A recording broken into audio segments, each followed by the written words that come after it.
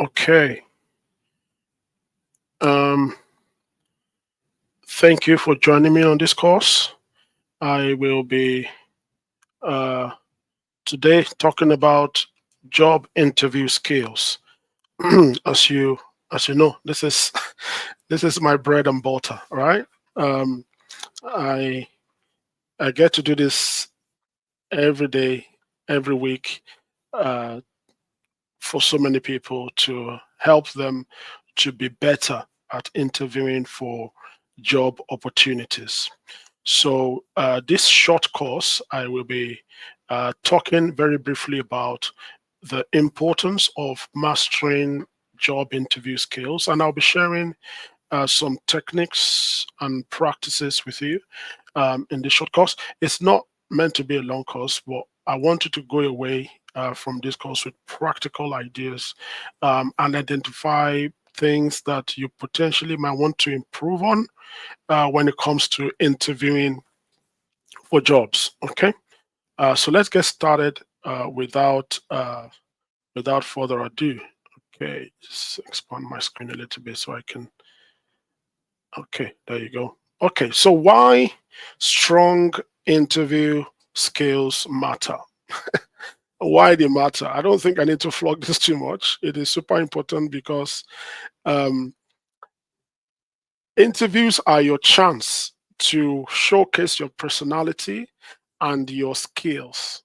This is the way that you leave a lasting impression on potential employers. As they say, first impressions last longest. So it lasts forever. So you want to make sure that the first impression that you leave with a potential employer is the strongest, is the best impression of yourself, of your personality, of your skills, of your capabilities, of your profile, of your personal brand, of your portfolio, right? You want to give the best, like they say, you want to put your best foot forward. Okay, so this is why it's important to master the skill of doing interviews. I've met people who are so good at interviews that they're not even as good on the job, right? And they always win because they get the job, and then maybe it's a different thing to, like, it's like what I'm saying, it's a different thing to get the job, it's a different thing to be able to get the job. Am I making sense? So interviewing is how you get the job. Performance and execution is how you perform on the job, right? A lot of people actually are able to perform on the job, but they are not able to win or succeed at the interview stage. So getting through to the place where they will show forth their skills and capabilities is going to take an interview. So it's when you are mastering your skills and honing your skills and building yourself, don't just focus on skills that allow you to perform on the job.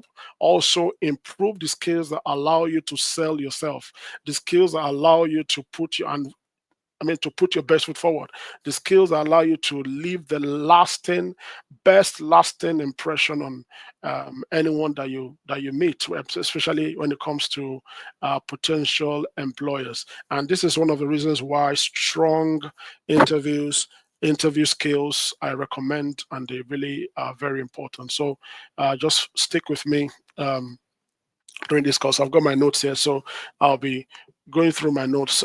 Most likely, they're in match with my slides anyway.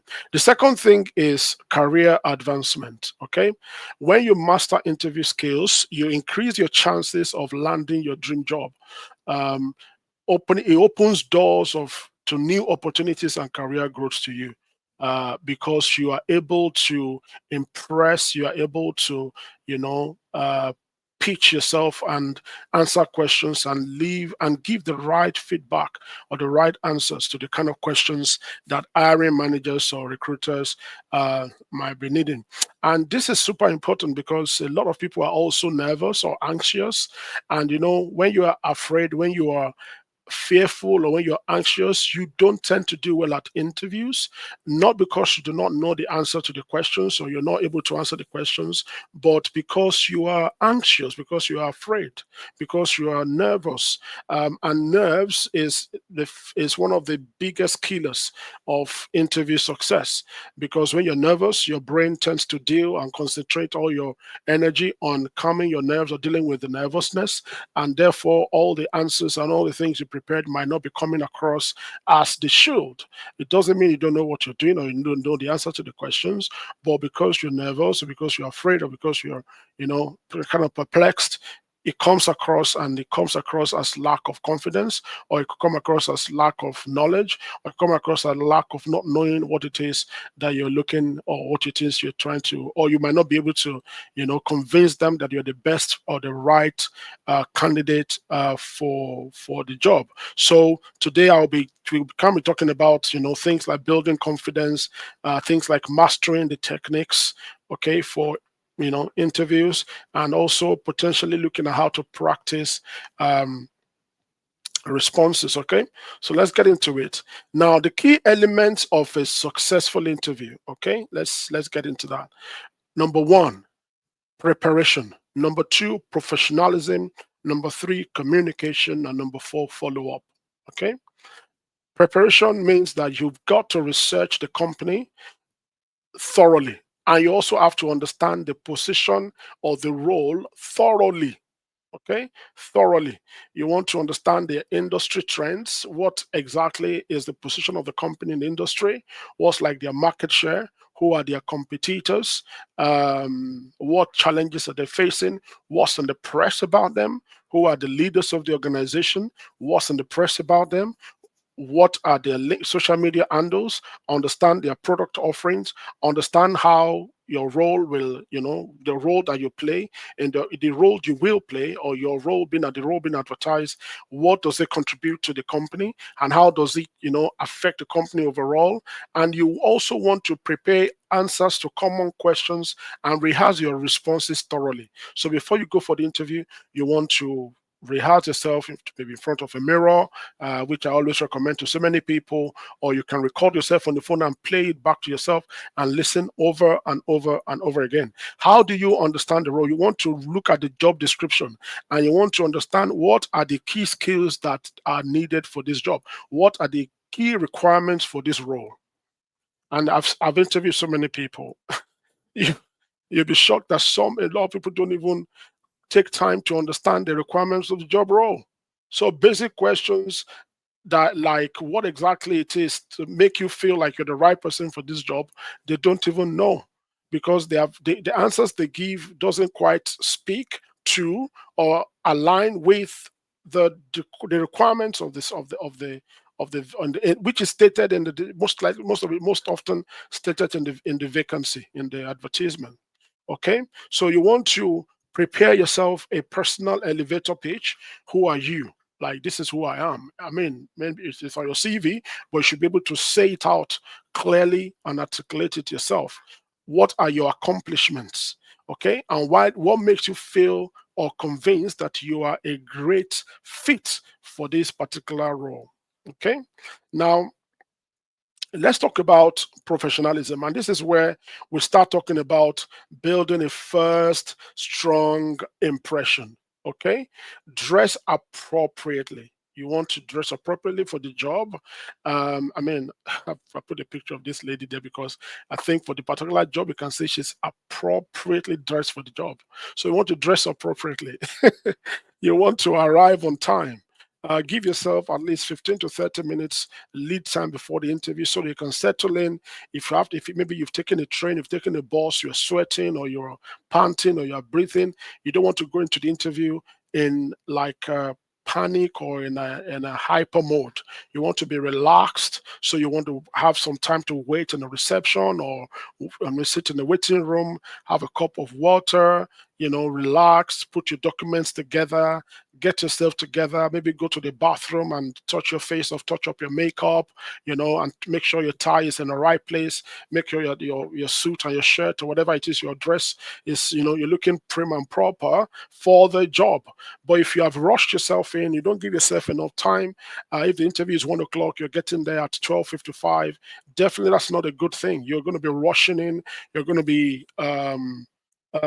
be perplexed and a bit wounded up by things like traffic or transport, or maybe there's delay in the car park, or maybe there's a delay in the reception.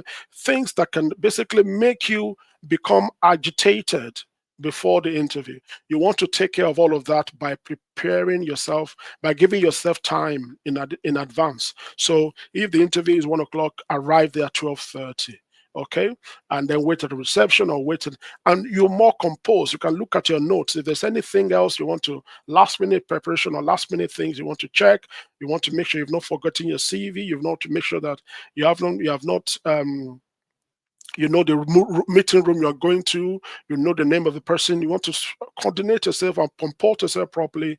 Those are things that make up professionalism: being organized, being on time, being professional, being presentable. Those are the things that show that you maintain, you are having a positive attitude. Okay. And these things show that you have a genuine interest and you have enthusiasm, you're enthusiastic about the job role.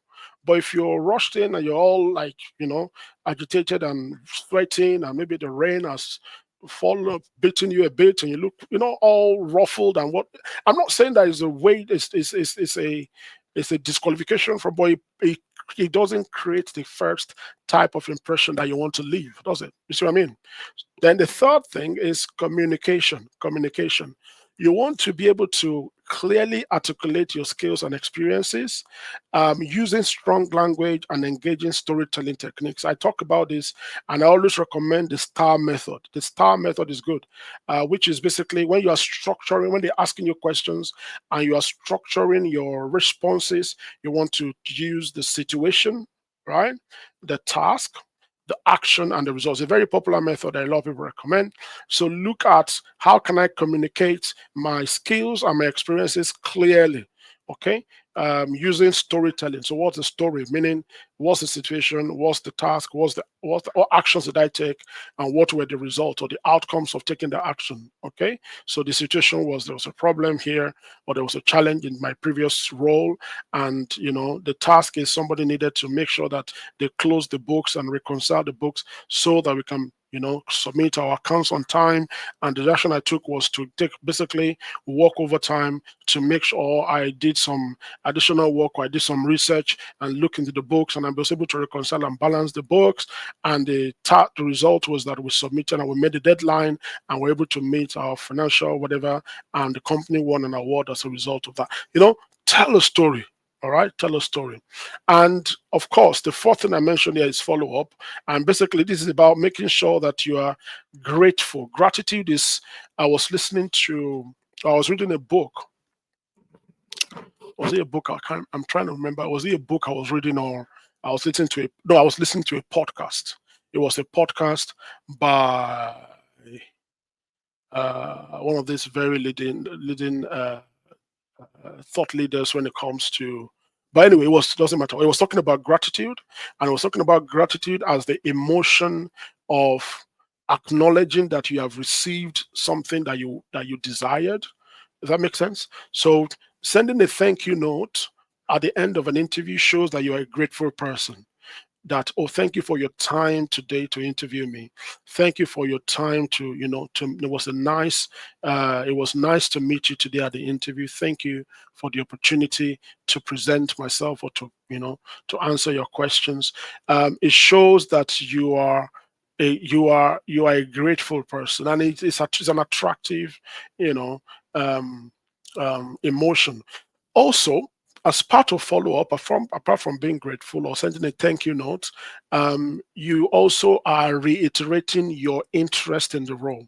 Imagine that somebody else has done interview with you, maybe like there are 5 people they've interviewed, and only you just came back to say, oh, thank you. And everybody just gets up and bye-bye, and they're waiting to hear back from the recruiter or from the hiring manager or from the interviewer.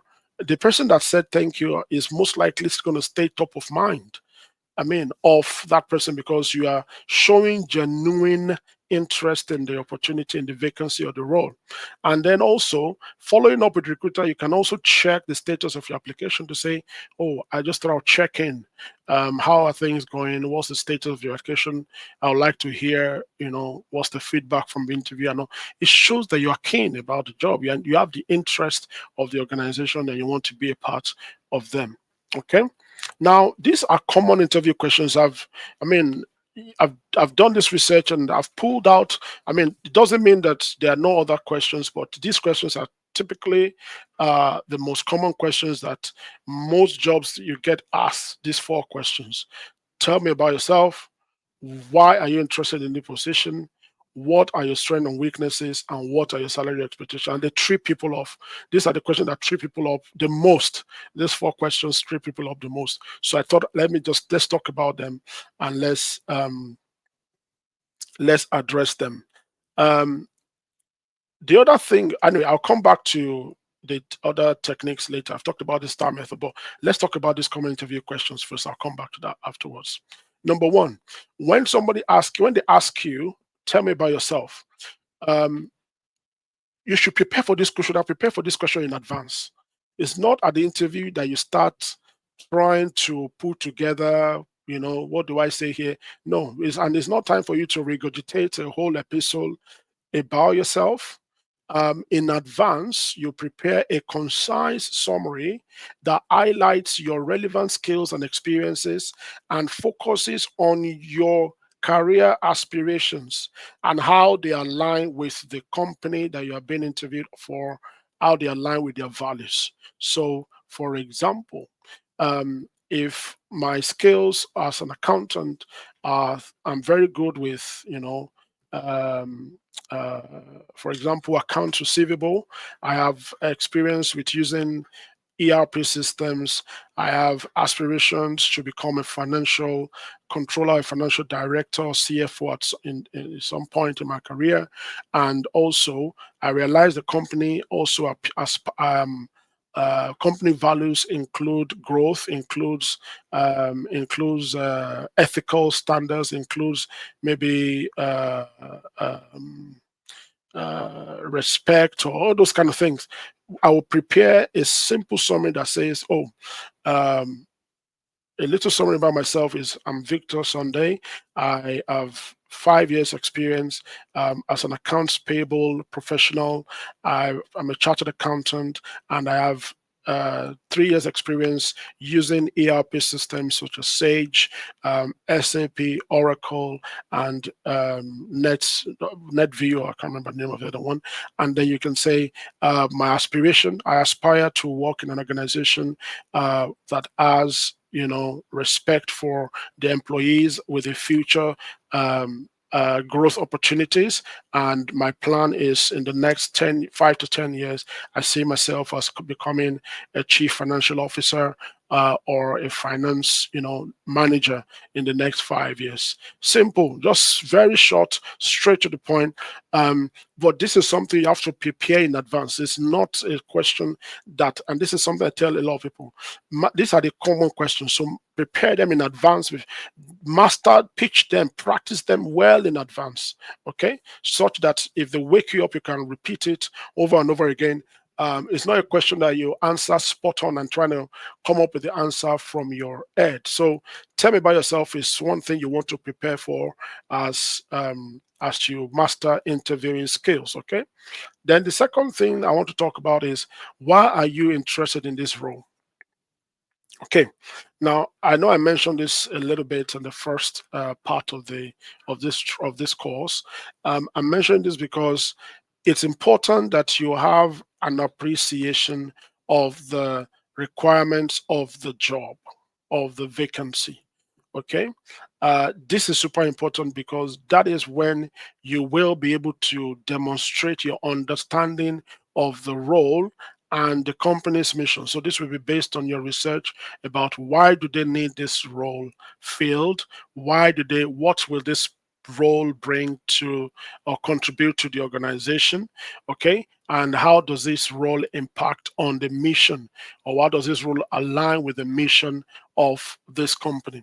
So you want to, and then you want to connect your own skills and experiences to this specific requirement. So let's also look at another example. In a job role for an accountant, one of the requirements is somebody that understands how to use ERP systems to do month-end reporting. Okay, you want to also now bring um, uh, a time where you have done something similar in your experience or in your past role, or maybe a time you have done something, a skill that you have that aligns up with doing month-end reporting, and you want to use it to you now want to demonstrate your understanding of, in this role, this is what the requirement or the job says, and based on what I have know or what I have done in the past or what I can do, right, or what I have learned in a course or in a training or whatever, right? This is how it aligns, and this is how I'm going to be able to. I'm going to, and this is what makes me interested in this role, because I can see a very strong alignment between my skills and what the role requires. Does that make sense? Okay, you need to have examples of that as well. So you need to have gone through, just pick like 4 or 5 bullet points in the job vacancy and match them up with your answers in terms of your skills and your capabilities or your experience, and how they match, those things, and say, this is why I believe that this is why I'm interested in this role, because I bring this knowledge or this skill or this experience to this role. Okay.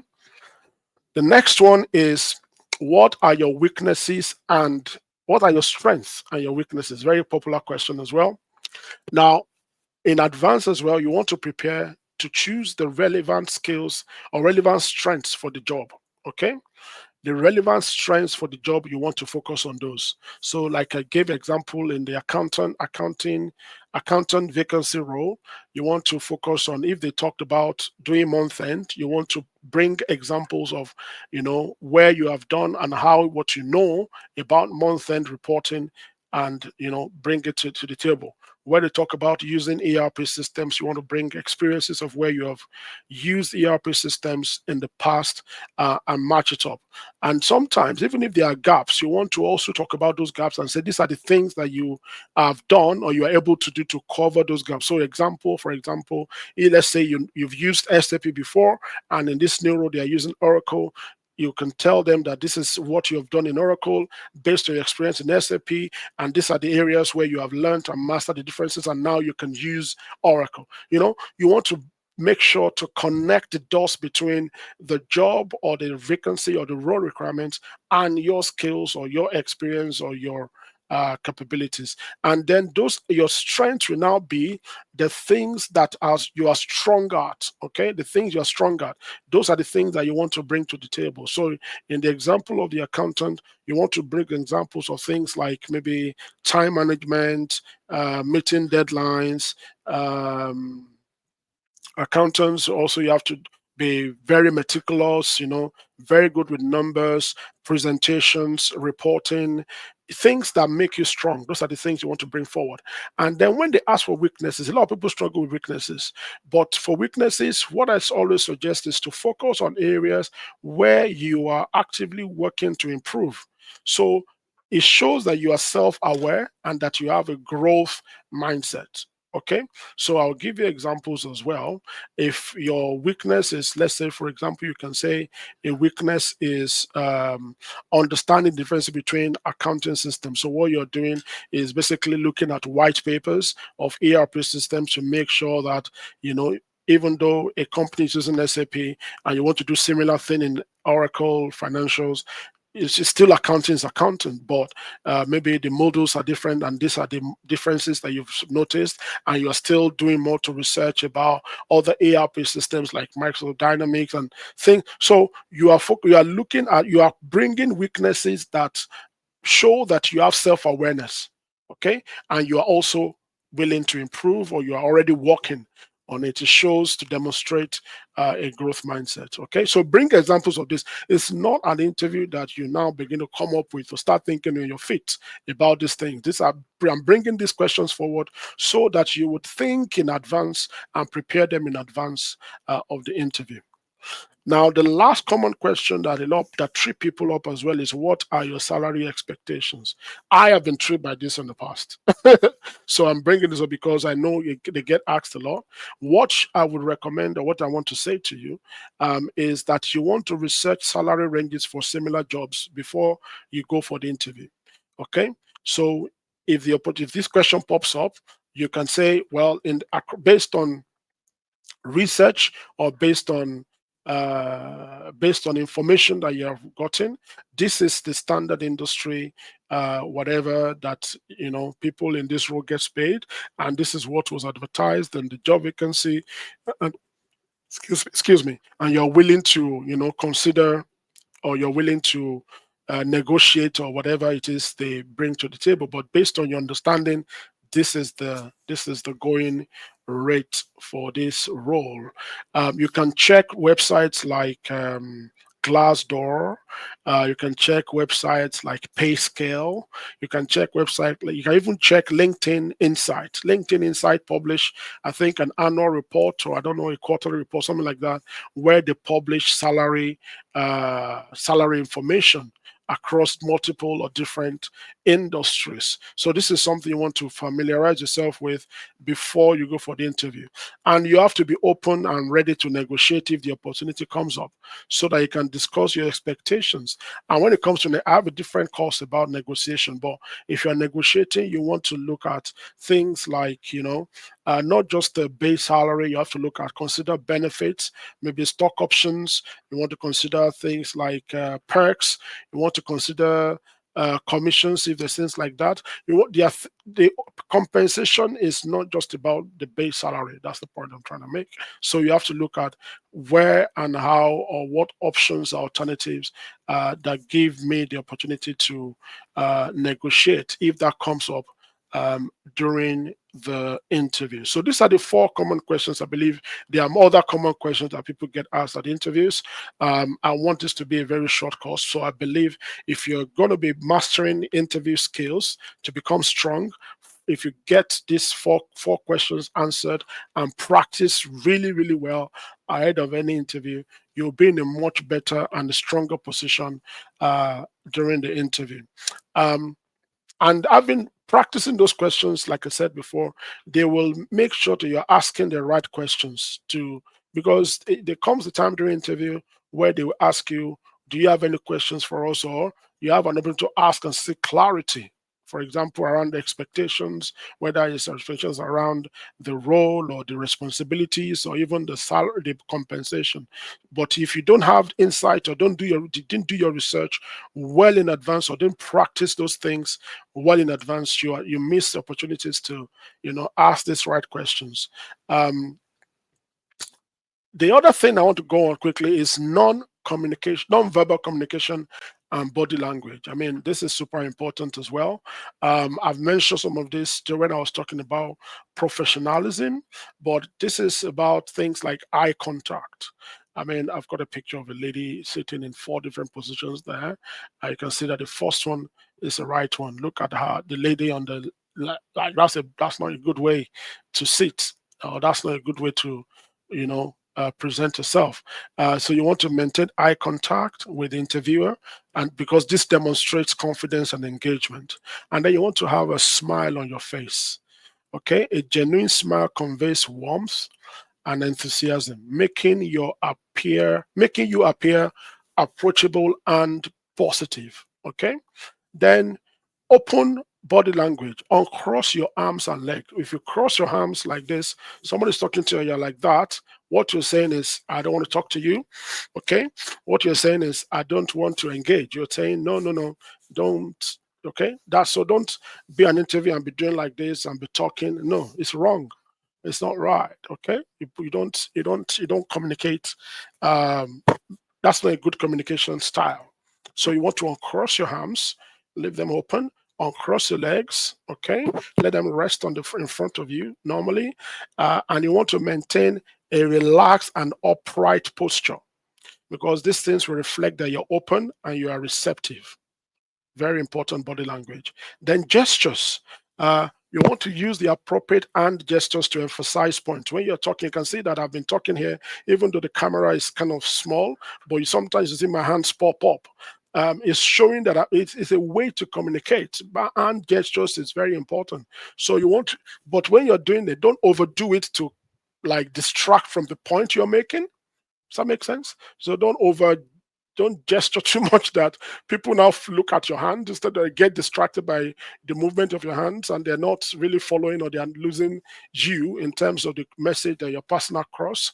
So you want to use the appropriate hand gestures to emphasize your points and engage the interviewer, but avoid excessive or distracting movement. You see what I'm saying? So avoid excessive or distractive movement. All right, let's move on quickly. And now I want to talk about active listening and responsive strategies.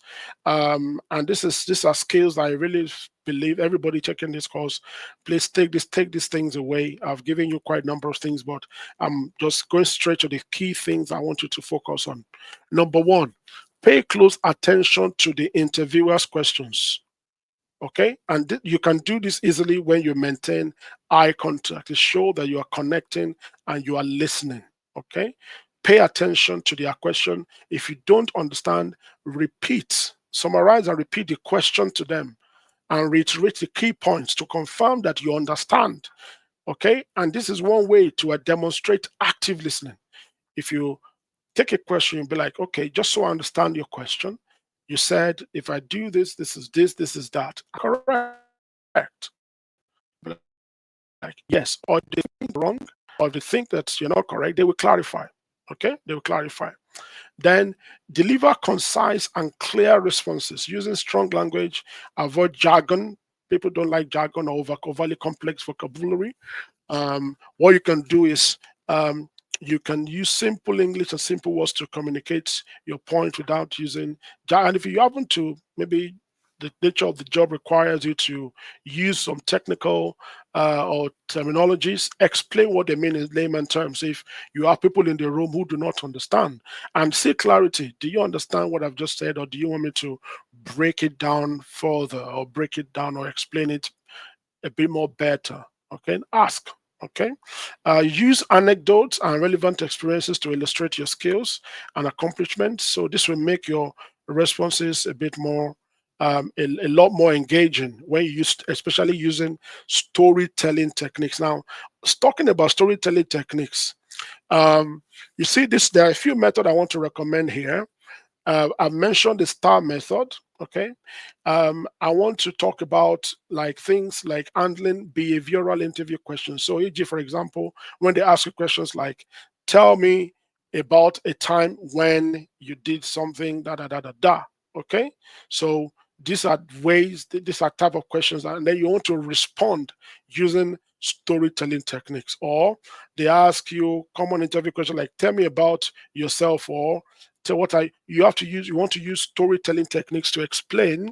Okay, I mean, tell me about yourself. I think about it, but I'm saying when you want to use storytelling techniques to explain or clarify a point to the interviewer. Okay, very important. And when you have difficult or unexpected questions, and these things are bound to happen, if they ask you difficult questions, or questions that you do not expect. Just checking my notes to be sure I'm following the slides. Okay, yes, I am. When they ask you questions that you don't expect, the first thing you want to do is take a moment. Okay, don't rush your response. Take a brief pause, and what you're doing is gathering your thoughts, and it allows you to formulate a clear answer. Okay, so don't rush to respond all the time. Just take a moment and gather yourself together. Then also, when you are responding, you can also acknowledge the question and the importance of the question. So if they ask you a question and maybe you are not sure of the answer, you can also acknowledge to say, okay, this is the question, and that's a very question. This is a question you've asked me. That's important, and then you try and address it directly and in an honest way. And if you don't know the answer, you can actually tell them, "Well, I've not thought about that. I'm not sure I have a clear answer, but this is what I think the answer is. But I'm not too confident in that in that answer. However, if I will take this away and I'll find out more, and I will come back to you if the opportunity is there, or maybe if I remember anything else in the course of this interview, I will let you know." That way you are acknowledging and you're responding directly to the question. Then stay calm and maintain a calm and confident demeanor. A positive attitude shows that you're resilient under pressure and that you have problem solving skills. This is super important, guys. Okay. And when they ask you a question that is maybe not too easy for you to answer, you can turn it to a you can turn a potentially negative question into an opportunity to highlight your strengths and how you overcome challenges that way as well. So if you say, "Well, I'm not quite sure I'm 100% on this. I understand the question. I didn't think about that, or I don't know the answer to that, but this is what I think my answer would be to that question. However, if I remember anything else during the course of this interview, I will definitely let you know. But I think that's a very good question. Or if I have an opportunity, I will research more about this and I will come back to you with a very, very more confident feedback. But this is what I think so far, based on what I know. This is what I think the answer is for now. But I'm happy to take your feedback and see what you think about that. Or if I remember anything else in the course of this interview, I will share or I will let you know. That shows that you are framing a challenging situation into a positive one. Okay, it puts you in good light in the eyes of interviewers. Now, this is an important point that I believe that interviewing skills most of the time it boils down to confidence. It boils down to confidence. Let's be honest. And building confidence is super important. A lot of employers want to hire somebody who has confidence, and confidence comes from experience. Yeah, confidence comes from experience.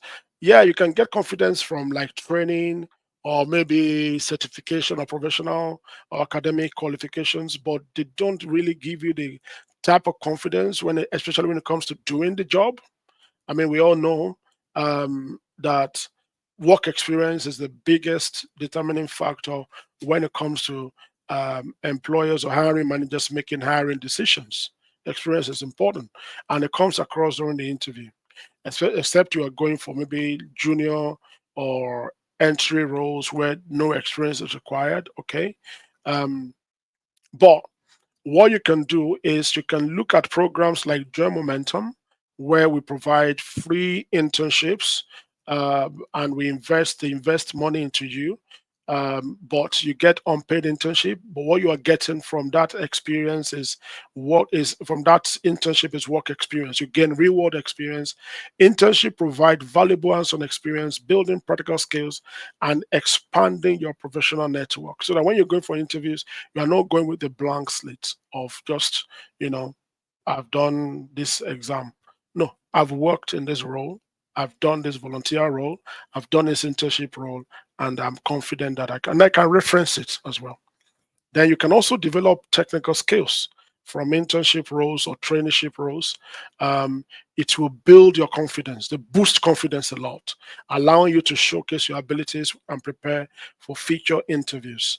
And like I said, you can obtain references from like internship role, your mentor, your manager, your supervisors. They provide strong references, vouching for your skills, your work ethic, and your potential. Okay, so you really want to consider, if especially you are trying to make a career change or you are new, making an entry into a new role, internships is a very good way to get yourself, more than a foot in the door, such that by the time you are now going for the real paid opportunity or paid job, you have not just the skills or the desire or the qualification, but you also have the experience and confidence to back it up. So check out Join Momentum, Global Digital Internship or Career accelerator placement, you would be glad you did. Okay. Now the other thing I want to call out is also practicing interview scenarios with practice simulations. Simulations are a great way to, number one, build confidence as well. So scenario-based practice, you can engage in things like mock interviews with your peers, or you can simulate real interview settings, okay? Whereby with AI now, even John Momentum has Growth Academy practice simulations. You want to check them out. Practice simulations where they present you with scenarios, problems, challenges, and you address them, and AI will review and give you feedback as well. So check John Momentum. But if you're not using John Momentum or not using Growth Academy practice simulations, just Google and look for platforms that offer you the simulations. I mean, think about it this way. If you want to learn to fly a plane, right? What they do to you is put you in a cockpit, and they call it flight simulator. It's not a real plane, but it feels like a real plane. If you're learning to drive a car, you do simulations in the UK especially, I know, you do simulations with the DVLA where you go on the computer and it's like you're driving a car and they show you all the signs on the road. You're not driving a real car, you're on the computer, but what you're doing is you see a car moving and you're basically reading the signs and you're telling them that you know what you're doing.